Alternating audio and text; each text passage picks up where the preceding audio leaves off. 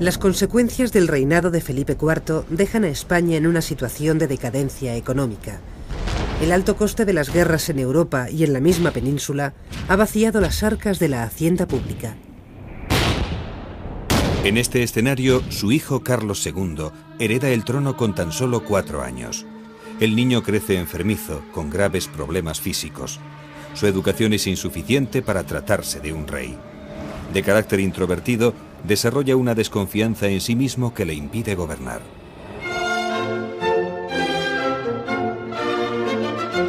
Sin embargo, su sentido del deber le hará tomar una importante decisión para mantener la integridad de los dominios de la corona, una misión que le obsesionaba.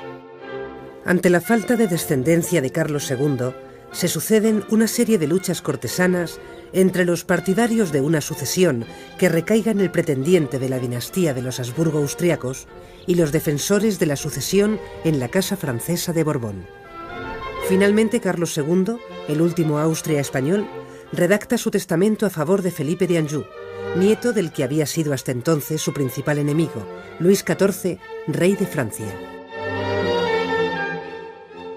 Con Felipe V se inaugura la dinastía borbónica en España, que se mantiene hasta nuestros días.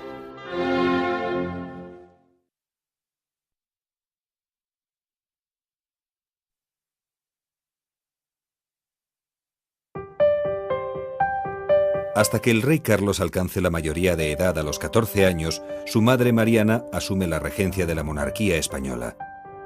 Por primera vez en el siglo XVII, una mujer asume la dirección del gobierno. Mariana de Austria intenta imponerse al poder de la aristocracia, que apoya la opción de don Juan José de Austria, hermano bastardo de Carlos II, para regir el Estado. La reina se gana así la enemistad de la alta nobleza y deposita el gobierno en personas de su confianza. ¿Quiénes rodean a la reina en su vida diaria, desde que se despierta hasta que se acuesta, a lo largo de, mientras va a la capilla, mientras está comiendo, etcétera? La rodean mujeres, que son las damas de honor, la camarera mayor, etcétera. Entonces, esas mujeres no pueden ejercer el puesto de primer ministro, porque la sociedad excluye a las mujeres del alto mando político. Entonces, tiene que confiar el poder a un hombre, pero en su entorno cotidiano íntimo no hay hombres. ¿Cuál es el único hombre que encuentra? Su confesor. El confesor con el que habla en alemán, el confesor austriaco que ha venido desde Viena con ella en 1649, que es Juan Everardo Nitar. Sin embargo, este extranjero no es popular y los grandes de España comienzan una campaña para destituirle. La reina confía entonces las tareas de gobierno a Fernando de Valenzuela, un joven hidalgo de familia andaluza. La nobleza considera un insulto la política de la regente y pretende poner fin a la situación. Por este motivo, don Juan José, a quien se había mantenido alejado de la corte, otorgándole cargos en la corona de Aragón, marcha sobre Madrid acompañado de un ejército de más de 10.000 soldados y se impone en la corte. Hermanastro del rey, don Juan José es el único hijo ilegítimo reconocido por Felipe IV. Fruto de su relación con una actriz, el joven recibe una esmerada educación. Sensible al arte y a la música, muestra facilidad en las dotes de mando. Parece el candidato perfecto para sustituir a los favoritos de la reina regente. Una brillante carrera política y militar le avala. Conoce bien los territorios españoles y a los gobernadores y virreyes de los mismos. Durante su breve mandato de tan solo 3 años, inicia una serie de cambios y reformas políticas de carácter autoritario. Sus proyectos principales son acabar con la corrupción y estimular el comercio. Ordena una serie de inspecciones a todos los territorios de la monarquía, envía unos comisarios políticos que controlan lo que están haciendo los ministros en la esfera local, toma decisiones importantes con respecto a todos los territorios, desde las Indias hasta Flandes y hasta el conjunto de las posesiones italianas, pero todas estas reformas provocan malestar. Tras su muerte, la aristocracia toma las riendas de la monarquía. La alta nobleza se sucede en los más altos cargos de gobierno. Primero, el duque de Medinaceli y más tarde el de Oropesa van a ocupar la vida política española en los últimos años del siglo XVII. Las reformas monetarias y fiscales de estos años sientan las bases del saneamiento monetario de la monarquía, un elemento de primera importancia en la recuperación económica general.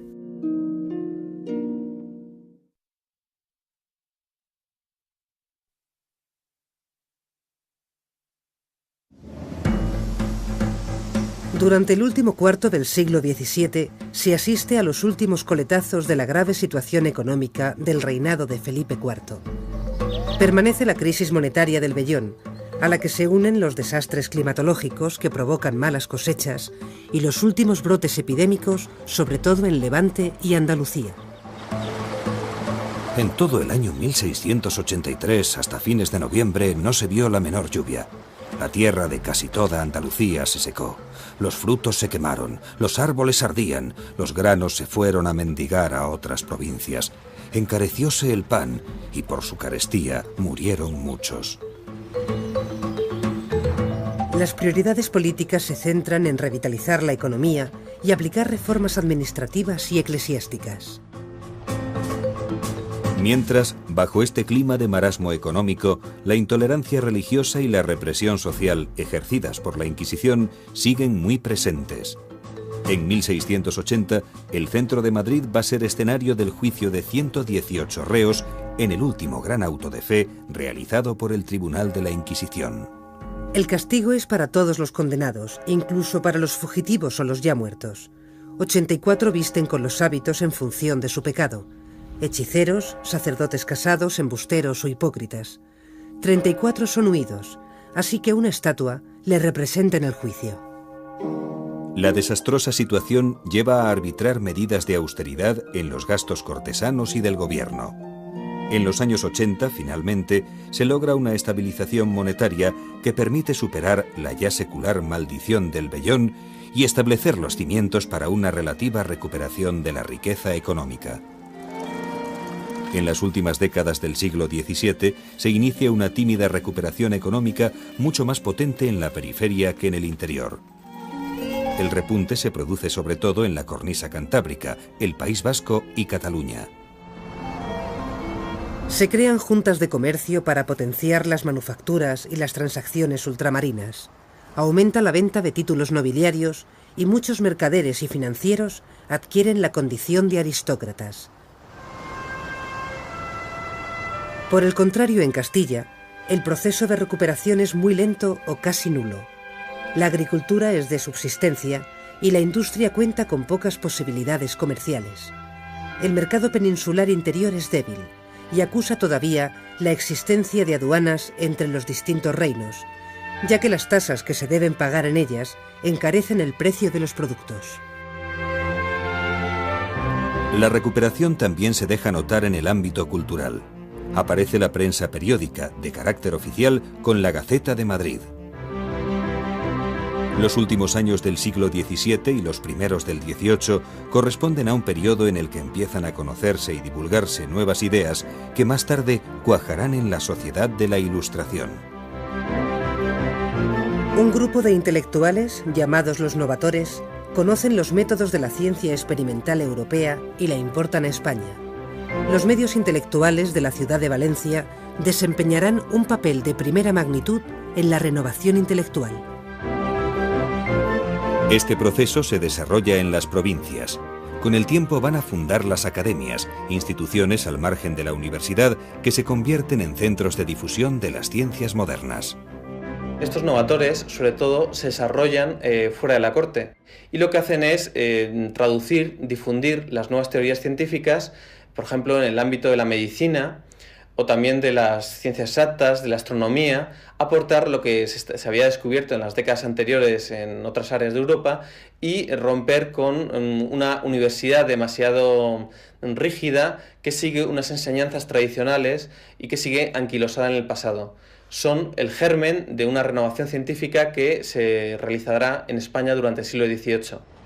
En este ambiente de preilustración, el gallego Benito Feijóo publicará en el Teatro Crítico Universal un ensayo con la intención de acabar con la ignorancia popular, basada en la tradición y en las supersticiones del pueblo. Rara presunción la del hombre, querer averiguar lo que está por venir. Pestañea en lo pasado, anda a tientas en lo presente y juzga tener ojos para lo futuro. Miéntenle las historias en lo que fue, los sentidos en lo que es, y cree a vanos sueños en lo que será. Esta extravagancia del entendimiento nace del desorden de la voluntad.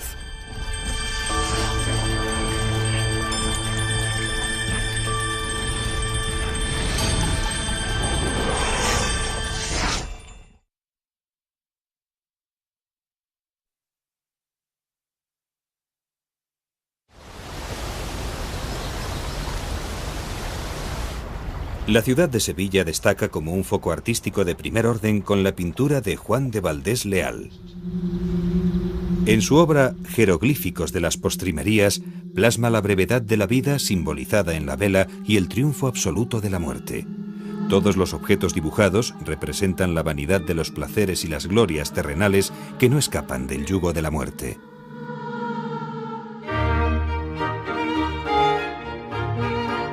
El napolitano Lucas Jordán alcanza gran éxito por toda Europa. Le llamaban fa presto por la rapidez con la que acababa su pintura. En España decora las estancias del Escorial, de la Catedral de Toledo y la iglesia de San Antonio de los Alemanes.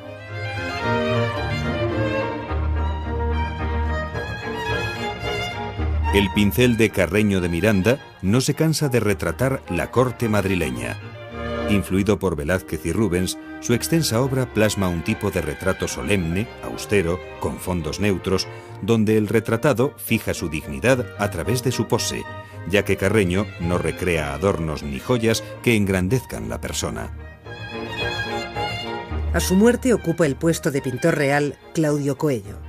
Formado en Italia, realiza una de las joyas del barroco ilusionista, la Adoración de la Sagrada Forma, en el que representa a un monarca rodeado por miembros de su corte.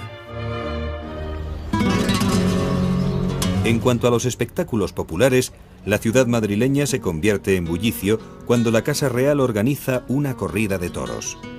Las fiestas taurinas se celebran con todo lujo y esplendor, sobre todo cuando tienen lugar en la Plaza Mayor. El día de la corrida es uno de los más festivos. Todos se afanan por acudir a la plaza por cualquier medio. Es frecuente el derrumbamiento de tablados ante la cantidad de personas que concurren en el espectáculo.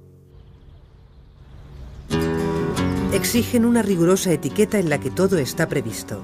Quién puede usar sombrero y vara, coche o caballo, o quiénes entran antes o después.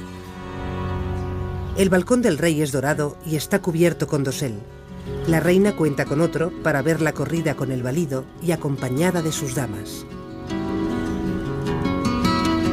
El origen del toreo hay que buscarlo en los tiempos de los romanos como espectáculo circense o incluso en los pueblos celtíberos como sacrificio a los dioses. Solo en tiempos de los musulmanes se prohibieron por considerarlo un espectáculo abominable. En la Edad Media se retoma como un deporte entre los nobles. El toreo, tal y como lo conocemos hoy, comienza en el siglo XVIII, cuando la nobleza baja del caballo y la plebe torea a pie mostrando destreza y valor. Esta tradición ancestral ha sobrevivido como forma de arte y espectáculo, y hoy en día cuenta con numerosos aficionados.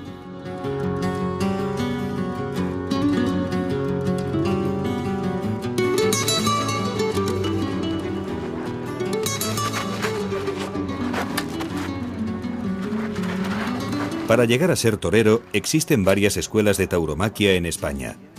La media para formarse en el arte de la lidia son 4 años, en los que se reciben clases prácticas y teóricas. Divididos en niveles, los aprendices pueden empezar su entrenamiento a los 12 años.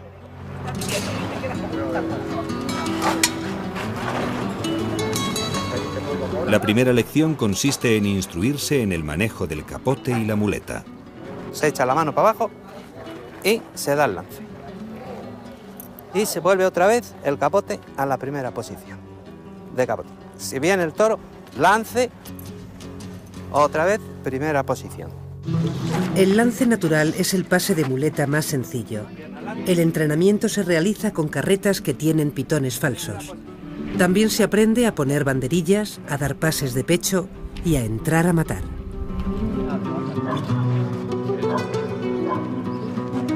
Esta entrada es la más peligrosa y se llama suerte suprema. 1, 2, 3. Es el único momento en el que el diestro pierde la cara al toro. No todos los que estudian tauromaquia terminan con éxito en el ruedo. Hay 2 cosas que no se pueden enseñar: tener valor y perder el miedo al toro. A menudo, las corridas del siglo XVIII se prolongan con otro juego ecuestre, las cañas. Una cuadrilla de nobles se enfrenta a otra con lanzas de cañas, simulando un combate a lo largo de la Plaza Mayor. Los caballeros van ataviados con lujosas libreas y demuestran su habilidad en el movimiento armonioso de las cuadrillas. La destreza en el arte de la equitación se muestra también en las mascaradas. A la luz de las antorchas, los nobles compiten por parejas en carreras de caballos nocturnas en las que jinete y corcel lucen vistosos trajes para contribuir al espectáculo. Una nueva moda de origen italiano se difunde en Francia y en España, el chichisbeo.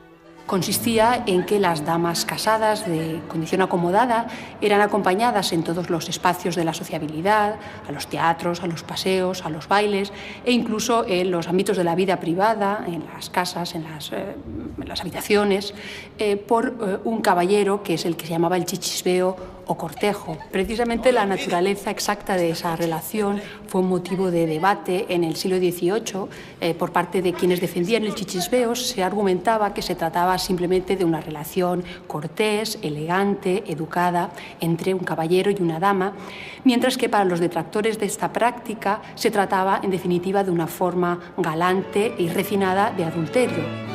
Se introduce la moda de los grandes escotes en el vestido femenino a pesar de las censuras del clero. Para los hombres, paulatinamente, se imponen los cabellos largos.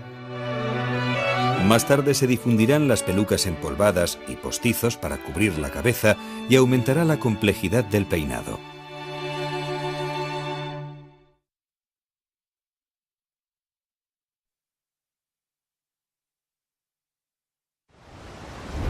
Declaro ser mi sucesor el duque de Anjou, hijo segundo del Delfín, y como tal le llamo a la sucesión de todos mis reinos y dominios, y porque es mi intención y conviene así a la paz de la cristiandad y de la Europa toda, y a la tranquilidad de estos mis reinos. Pese a la última voluntad del rey Carlos II, la cuestión sucesoria al trono de España se va a convertir en una disputa por la hegemonía en Europa. Las potencias ambicionan los territorios de la monarquía española, sobre todo los americanos por la riqueza que genera su comercio, y también los dominios italianos y los Países Bajos. No obstante, Felipe de Anjou, nieto de Luis XIV de Francia, se convierte en el primer Borbón que reina en territorios españoles, al aceptar las condiciones del testamento de Carlos II. En los distintos territorios de la monarquía, lo que preocupa es dar el territorio, dar la corona a un rey que no sea capaz de defenderla militarmente. Esa opción era la opción de la Casa de Austria en principio. En cambio, Luis XIV, con el ejército más poderoso de su tiempo, con unos 300-400.000 soldados, estaba en condiciones de garantizar la integridad de esa monarquía. La condición del testamento, el testamento que firma Carlos II en su lecho de muerte, es que el duque de Anjou, el nieto de Luis XIV, recibirá el conjunto de la monarquía, pero solo si mantiene, si preserva todos los territorios que forman parte de ella. Felipe V entra en Madrid sin ninguna oposición. Durante los primeros años de su gobierno convoca cortes en Cataluña y respeta la autonomía legal de los reinos de la Corona de Aragón. Pero el temor a que el monarca Borbón tome el camino absolutista de su abuelo francés va a dar un giro a la situación, provocando los primeros desacuerdos internos. Inglaterra, Austria y los Países Bajos protestantes se unen contra Francia para intentar imponer su candidato al trono español, el archiduque Carlos de Austria, hijo del emperador Leopoldo I. Completarán esta coalición Portugal, Saboya y Prusia. En España la opinión se divide. Castilla defiende los intereses borbónicos, mientras que una parte de la corona de Aragón proclama rey al archiduque Carlos. Pero la guerra de sucesión no solo tiene por escenario la península ibérica. Durante 14 años, la contienda ensangrentará a las tierras europeas.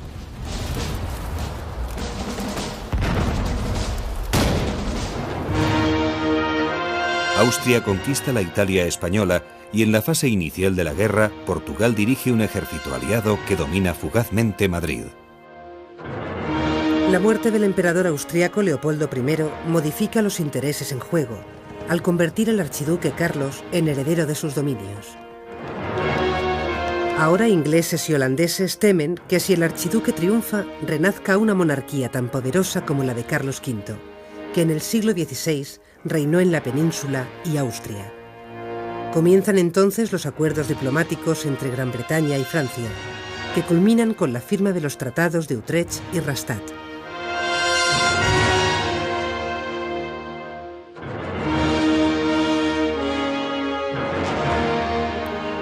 Felipe V pone en marcha un ambicioso proyecto político para reorganizar la administración. El monarca instaura el absolutismo político en España. Suprime los fueros de Aragón y Valencia y con el decreto de la nueva planta pone fin a los fueros de Cataluña. Siguen vigentes los del País Vasco y Navarra. Por primera vez convierte a España en una corona unida políticamente. Sobre esta unidad asienta las bases de una nueva administración. Suprime las cortes de los distintos reinos, excepto las Cortes de Castilla, con representantes de todos los territorios de la monarquía. Desaparecen los virreyes y se crea la figura de los intendentes. En general trata de imponer el modelo castellano de administración e introduce nuevos mecanismos fiscales, como sucede en los reinos de la Corona de Aragón, donde establece el catastro en Cataluña, el equivalente en Valencia y la única contribución en Aragón. Margina el antiguo sistema de consejos de los Habsburgo y crea una burocracia más ejecutiva a través de las secretarías de despacho. Desplaza a los grandes de la dirección política y coloca a hidalgos, nobles más humildes, en los nuevos puestos de gobierno. Se impulsa una labor, digamos una monarquía de un perfil distinto al anterior. Una monarquía mucho más ejecutiva, mucho más administrativa, no tan respetuosa de la legalidad, como era a través de la opción de los consejos y de los letrados, ni tan respetuosa de los privilegios de la aristocracia y del alto clero. Hay un nuevo perfil, hay una nueva forma de actuar que será la que desarrollan las secretarías, que son los precedentes, salvando las distancias de los ministerios actuales. Las consecuencias de la Guerra de Sucesión cambian una vez más el mapa político internacional. España pierde sus posesiones europeas. Austria recibe los Países Bajos, Nápoles y Milán.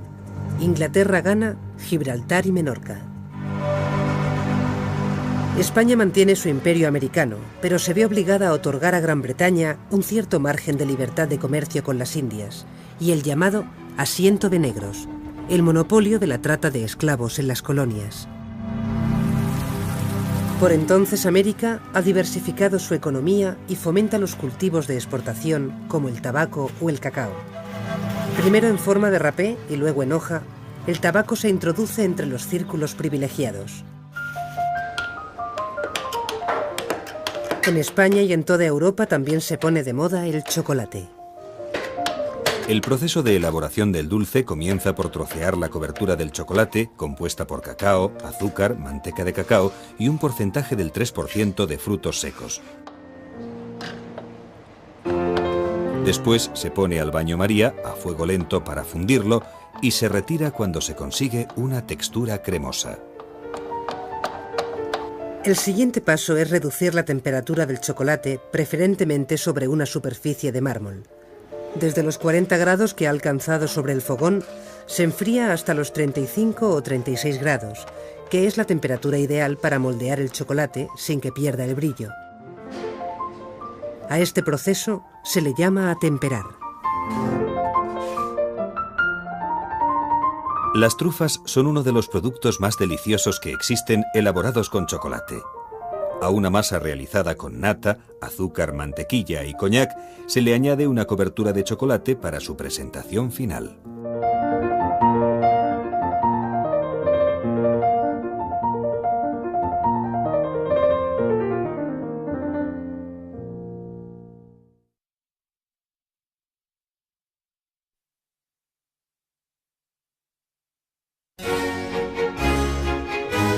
Felipe V da un fuerte impulso a la cultura a través de la creación de instituciones reales, a las que encomienda tareas educativas y divulgativas.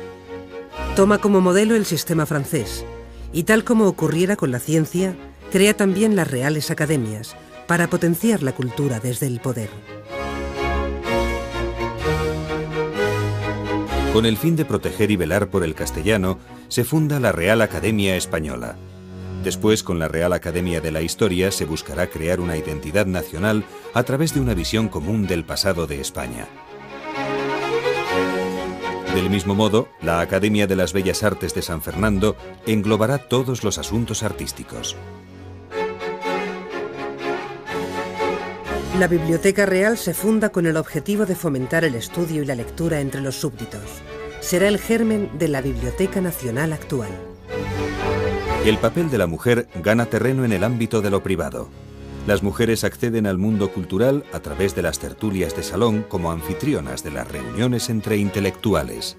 El florecimiento de los salones es una costumbre muy característica del siglo XVIII en España, como también en el resto de Europa. En España, con mucha frecuencia recibieron el nombre de tertulias más que de salones. Eran reuniones de literatos y aristócratas donde se discutía, se conversaba, se trataba socialmente y en ellos desempeñaban con mucha frecuencia un papel central como anfitrionas y animadoras damas aristocráticas. Felipe V se gana durante la Guerra de Sucesión el sobrenombre del Animoso, aunque no tarda mucho tiempo en revelar un carácter tendente a la melancolía. Pasa momentos de gran dinamismo y empuje que van seguidos de otros en los que se despreocupa por las labores de gobierno. Toda la corte, todos los grandes. Nadie me quiere. Quiero retirarme. En uno de sus estados depresivos abdica en su hijo Luis, y el monarca se retira al Real Sitio de la Granja.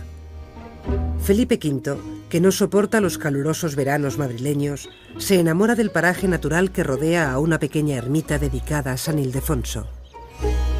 Adquiere los terrenos y dedica los siguientes 20 años de su vida a engrandecer el palacio y los jardines, decorados con esculturas, fuentes y bosques. Sin embargo, Luis I fallece tras 6 meses de reinado y su padre, Felipe V, vuelve al trono.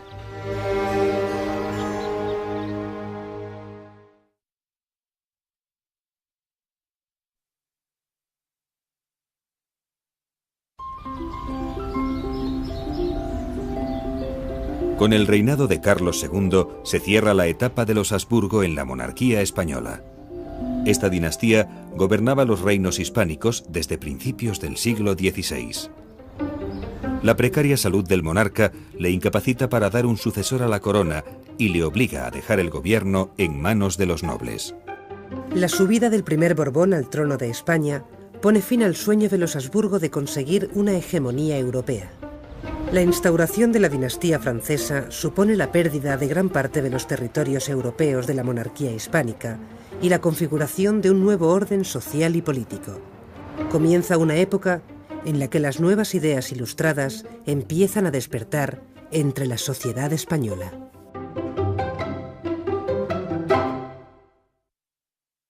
«84 visten con los hábitos en función de su pecado.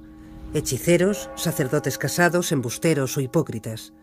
34 son huidos, así que una estatua le representa en el juicio». La desastrosa situación lleva a arbitrar medidas de austeridad en los gastos cortesanos y del gobierno. En los años 80, finalmente, se logra una estabilización monetaria que permite superar la ya secular maldición del vellón y establecer los cimientos para una relativa recuperación de la riqueza económica. En las últimas décadas del siglo XVII se inicia una tímida recuperación económica mucho más potente en la periferia que en el interior. El repunte se produce sobre todo en la cornisa cantábrica, el País Vasco y Cataluña. Se crean juntas de comercio para potenciar las manufacturas y las transacciones ultramarinas. Aumenta la venta de títulos nobiliarios y muchos mercaderes y financieros adquieren la condición de aristócratas. Por el contrario, en Castilla, el proceso de recuperación es muy lento o casi nulo. La agricultura es de subsistencia y la industria cuenta con pocas posibilidades comerciales. El mercado peninsular interior es débil y acusa todavía la existencia de aduanas entre los distintos reinos, ya que las tasas que se deben pagar en ellas encarecen el precio de los productos. La recuperación también se deja notar en el ámbito cultural. Aparece la prensa periódica, de carácter oficial, con la Gaceta de Madrid. Los últimos años del siglo XVII y los primeros del XVIII corresponden a un periodo en el que empiezan a conocerse y divulgarse nuevas ideas que más tarde cuajarán en la sociedad de la Ilustración. Un grupo de intelectuales, llamados los novatores, conocen los métodos de la ciencia experimental europea y la importan a España. Los medios intelectuales de la ciudad de Valencia desempeñarán un papel de primera magnitud en la renovación intelectual. Este proceso se desarrolla en las provincias. Con el tiempo van a fundar las academias, instituciones al margen de la universidad que se convierten en centros de difusión de las ciencias modernas. Estos novatores, sobre todo, se desarrollan fuera de la corte y lo que hacen es traducir, difundir las nuevas teorías científicas, por ejemplo, en el ámbito de la medicina o también de las ciencias exactas, de la astronomía, aportar lo que se había descubierto en las décadas anteriores en otras áreas de Europa y romper con una universidad demasiado rígida que sigue unas enseñanzas tradicionales y que sigue anquilosada en el pasado. Son el germen de una renovación científica que se realizará en España durante el siglo XVIII. En este ambiente, Andalucía. En todo el año 1683, hasta fines de noviembre, no se vio la menor lluvia. La tierra de casi toda Andalucía se secó. Los frutos se quemaron, los árboles ardían, los granos se fueron a mendigar a otras provincias. Encarecióse el pan y por su carestía murieron muchos. Las prioridades políticas se centran en revitalizar la economía y aplicar reformas administrativas y eclesiásticas. Mientras, bajo este clima de marasmo económico, la intolerancia religiosa y la represión social ejercidas por la Inquisición siguen muy presentes. En 1680, el centro de Madrid va a ser escenario del juicio de 118 reos en el último gran auto de fe realizado por el Tribunal de la Inquisición. El castigo es para todos los condenados, incluso para los fugitivos o los ya muertos. 84 visten con los hábitos en función de su pecado. Hechiceros, sacerdotes casados, embusteros o hipócritas. 34 son huidos, así que una estatua le representa en el juicio. La desastrosa situación lleva a arbitrar medidas de austeridad en los gastos cortesanos y del gobierno.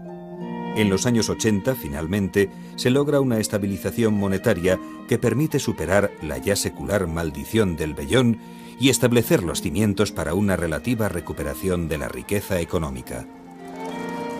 En las últimas décadas del siglo XVII se inicia una tímida recuperación económica mucho más potente en la periferia que en el interior. El repunte se produce sobre todo en la cornisa cantábrica, el País Vasco y Cataluña. Se crean juntas de comercio para potenciar las manufacturas y las transacciones ultramarinas. Aumenta la venta de títulos nobiliarios y muchos mercaderes y financieros adquieren la condición de aristócratas. Por el contrario, en Castilla, el proceso de recuperación es muy lento o casi nulo. La agricultura es de subsistencia y la industria cuenta con pocas posibilidades comerciales. El mercado peninsular interior es débil y acusa todavía la existencia de aduanas entre los distintos reinos, ya que las tasas que se deben pagar en ellas encarecen el precio de los productos. La recuperación también se deja notar en el ámbito cultural. Aparece la prensa periódica, de carácter oficial, con la Gaceta de Madrid. Los últimos años del siglo XVII y los primeros del XVIII corresponden a un periodo en el que empiezan a conocerse y divulgarse nuevas ideas que más tarde cuajarán en la sociedad de la Ilustración. Un grupo de intelectuales, llamados los novatores, conocen los métodos de la ciencia experimental europea y Desde su gobierno convoca cortes en Cataluña y respeta la autonomía legal de los reinos de la Corona de Aragón. Pero el temor a que el monarca Borbón tome el camino absolutista de su abuelo francés va a dar un giro a la situación, provocando los primeros desacuerdos internos. Inglaterra, Austria y los Países Bajos protestantes se unen contra Francia para intentar imponer su candidato al trono español, el archiduque Carlos de Austria, hijo del emperador Leopoldo I. Completarán esta coalición Portugal, Saboya y Prusia. En España la opinión se divide. Castilla defiende los intereses borbónicos, mientras que una parte de la Corona de Aragón proclama rey al archiduque Carlos. Pero la Guerra de Sucesión no solo tiene por escenario la península ibérica.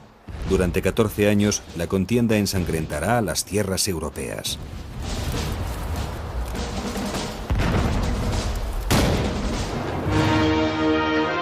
Austria conquista la Italia española y en la fase inicial de la guerra, Portugal dirige un ejército aliado que domina fugazmente Madrid. La muerte del emperador austriaco Leopoldo I modifica los intereses en juego, al convertir al archiduque Carlos en heredero de sus dominios. Ahora ingleses y holandeses temen que si el archiduque triunfa, renazca una monarquía tan poderosa como la de Carlos V, que en el siglo XVI reinó en la península y Austria. Comienzan entonces los acuerdos diplomáticos entre Gran Bretaña y Francia, que culminan con la firma de los tratados de Utrecht y Rastatt.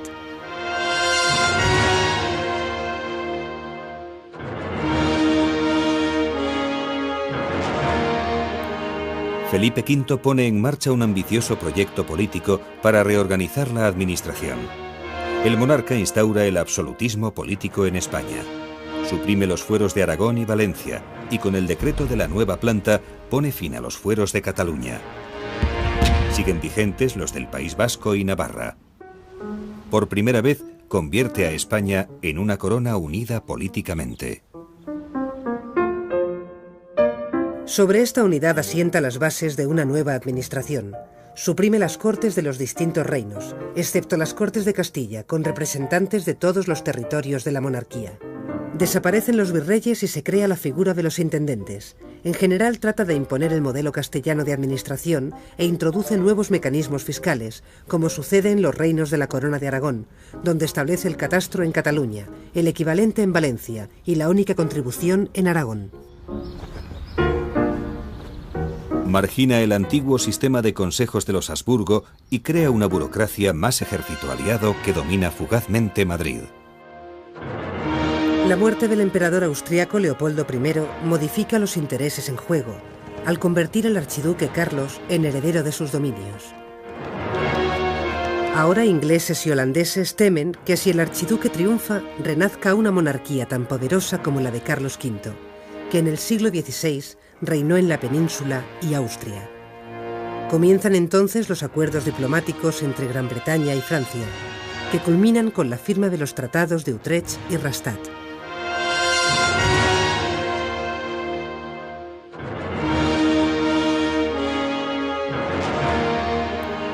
Felipe V pone en marcha un ambicioso proyecto político para reorganizar la administración. El monarca instaura el absolutismo político en España. Suprime los fueros de Aragón y Valencia y con el decreto de la nueva planta pone fin a los fueros de Cataluña.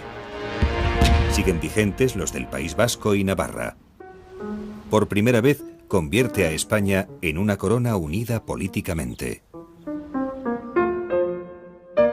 Sobre esta unidad asienta las bases de una nueva administración. Suprime las cortes de los distintos reinos, excepto las Cortes de Castilla, con representantes de todos los territorios de la monarquía. Desaparecen los virreyes y se crea la figura de los intendentes. En general trata de imponer el modelo castellano de administración e introduce nuevos mecanismos fiscales, como sucede en los reinos de la Corona de Aragón, donde establece el catastro en Cataluña, el equivalente en Valencia y la única contribución en Aragón. Margina el antiguo sistema de consejos de los Habsburgo y crea una burocracia más ejecutiva a través de las secretarías de despacho. Desplaza a los grandes de la dirección política y coloca a hidalgos, nobles más humildes, en los nuevos puestos de gobierno. Se impulsa una labor, digamos una monarquía de un perfil distinto al anterior. Una monarquía mucho más ejecutiva, mucho más administrativa, no tan respetuosa de la legalidad, como era a través de la opción de los consejos y de los letrados, ni tan respetuosa de los privilegios de la aristocracia y del alto clero. Hay un nuevo perfil, hay una nueva forma de actuar que será la que desarrollan las secretarías, que son los precedentes, salvando las distancias de los ministerios actuales. Las consecuencias de la guerra de sucesión cambian una vez más el mapa político internacional. España pierde sus posesiones europeas. Austria recibe los Países Bajos, Nápoles y Milán. Inglaterra gana Gibraltar y Menorca. España mantiene su imperio americano, pero se ve obligada a otorgar a Gran Bretaña un cierto margen de libertad de comercio con las Indias y el llamado asiento de negros, el monopolio de la trata de esclavos en las colonias.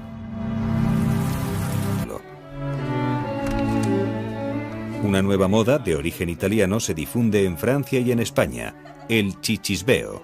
Consistía en que las damas casadas de condición acomodada eran acompañadas en todos los espacios de la sociabilidad, a los teatros, a los paseos, a los bailes e incluso en los ámbitos de la vida privada, en las casas, en las habitaciones, por un caballero que es el que se llamaba el chichisbeo o cortejo. Precisamente la naturaleza exacta de esa relación fue un motivo de debate en el siglo XVIII por parte de quienes defendían el chichisbeo. Se argumentaba que se trataba simplemente de una relación cortés, elegante, educada entre un caballero y una dama, mientras que para los detractores de esta práctica se trataba en definitiva de una forma galante y refinada de adulterio.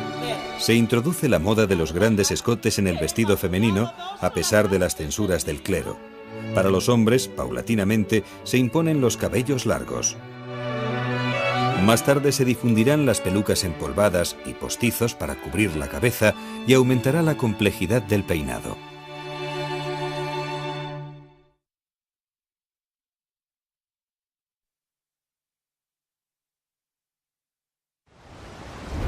Declaro ser mi sucesor el duque de Anjou, hijo segundo del Delfín, y como tal le llamo a la sucesión de todos mis reinos y dominios, y porque es mi intención y conviene así a la paz de la cristiandad y de la Europa toda, y a la tranquilidad de estos mis reinos. Pese a la última voluntad del rey Carlos II, la cuestión sucesoria al trono de España se va a convertir en una disputa por la hegemonía en Europa.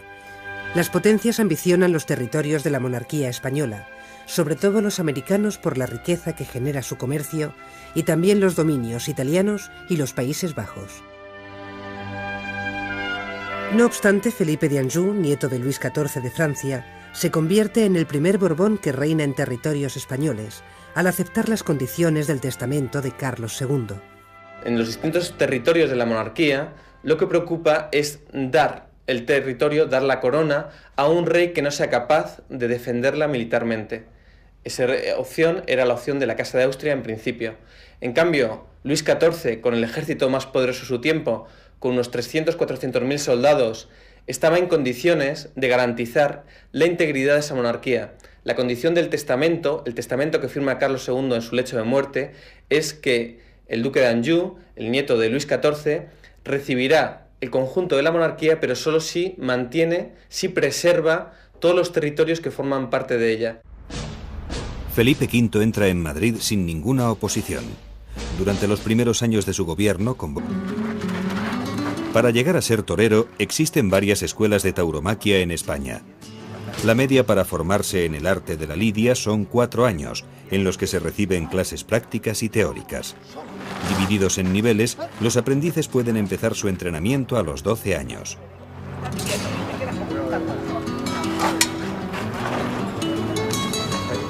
La primera lección consiste en instruirse en el manejo del capote y la muleta. Se echa la mano para abajo y se da el lance. Y se vuelve otra vez el capote a la primera posición de capote. Si viene el toro, lance, otra vez primera posición. El lance natural es el pase de muleta más sencillo. El entrenamiento se realiza con carretas que tienen pitones falsos. También se aprende a poner banderillas, a dar pases de pecho y a entrar a matar.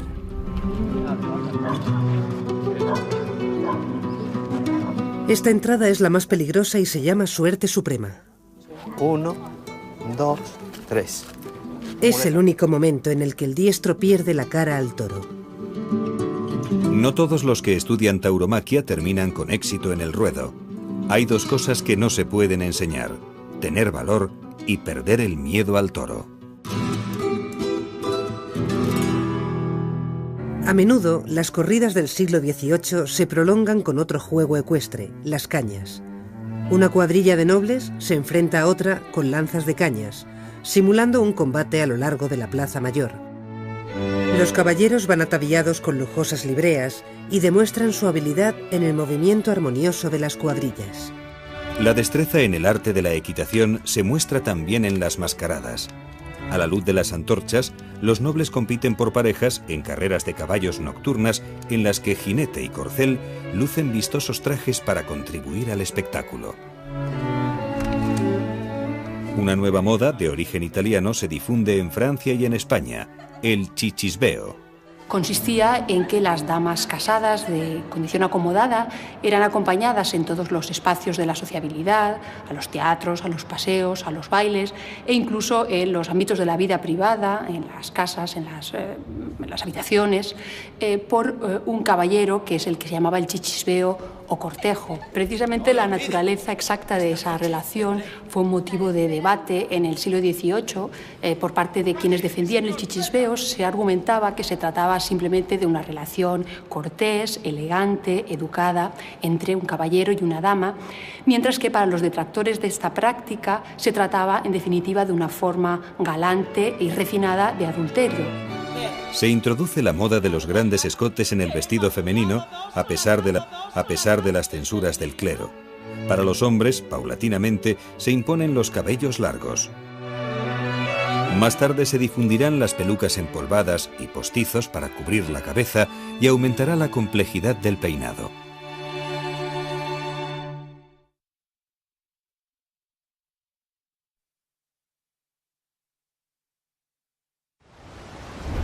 Declaro ser mi sucesor el duque de Anjou, hijo segundo del Delfín, y como tal le llamo a la sucesión de todos mis reinos y dominios, y porque es mi intención y conviene así a la paz de la cristiandad y de la Europa toda, y a la tranquilidad de estos mis reinos. Pese a la última voluntad del rey Carlos II, la cuestión sucesoria al trono de España se va a convertir en una disputa por la hegemonía en Europa. Las potencias ambicionan los territorios de la monarquía española, sobre todo los americanos por la riqueza que genera su comercio y también los dominios italianos y los Países Bajos. No obstante, Felipe de Anjou, nieto de Luis XIV de Francia, se convierte en el primer Borbón que reina en territorios españoles, al aceptar las condiciones del testamento de Carlos II. En los distintos territorios de la monarquía, lo que preocupa es dar el territorio, dar la corona a un rey que no sea capaz de defenderla militarmente. Esa opción era la opción de la Casa de Austria en principio. En cambio, Luis XIV, con el ejército más poderoso de su tiempo, con unos 300-400.000 soldados, estaba en condiciones de garantizar la integridad de esa monarquía. La condición del testamento, el testamento que firma Carlos II en su lecho de muerte, es que el duque de Anjou, el nieto de Luis XIV, recibirá el conjunto de la monarquía, pero solo si mantiene, si preserva todos los territorios que forman parte de ella. Felipe V entra en Madrid sin ninguna oposición. Durante los primeros años de su gobierno convoca cortes en Cataluña y respeta la autonomía legal de los reinos de la Corona de Aragón. Pero el temor a que el monarca Borbón tome el camino absolutista de su abuelo francés va a dar un giro a la situación, provocando los primeros desacuerdos internos. Inglaterra, Austria y los Países Bajos protestantes se unen contra Francia para intentar imponer su candidato al trono español, el archiduque Carlos de Austria, hijo del emperador Leopoldo I. Completarán esta coalición Portugal, Saboya y Prusia. En España la opinión se divide. Castilla defiende los intereses borbónicos, mientras que una parte de la corona de Aragón proclama rey al archiduque Carlos. Pero la guerra de sucesión no solo tiene por escenario la península ibérica. Durante 14 años, la